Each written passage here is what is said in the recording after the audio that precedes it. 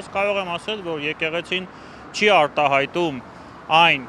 սպասելիքները, չի արդարացնում այն սպասելիքները, որը եկեղեցուց ունի մեր հասարակությունը եւ մեր ժողովուրդը։ Իսկ ժողովուրդը ցանկանում է, ես կարող եմ դա նշել, ես որպես հավատացյալ մարդ,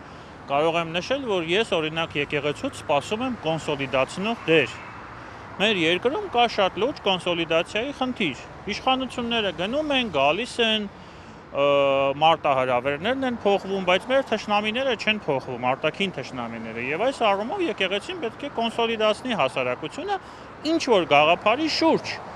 Եթե մենք չունենք պետական գաղափարախոսություն եւ գաղափար, ցավոք սրտի, այդ դերակատարումը կարող է վերցնել իր վրա եկեղեցին, ազգայինի շուրջ, հա, թեկուզ եկեղեցու շուրջ, թեկուզ Հայաստանի Հանրապետության անկախության եւ ինքնիշխանության շուրջ, օրինակ։ Ես ցավով տեսնում եմ, որ եկեղեցին դա չի անում, եկեղեցուն շարունակում է սպասարկել արտաքին դերակատարների եւ խաղացողների շահերը, ես սա ցավով եմ ասում,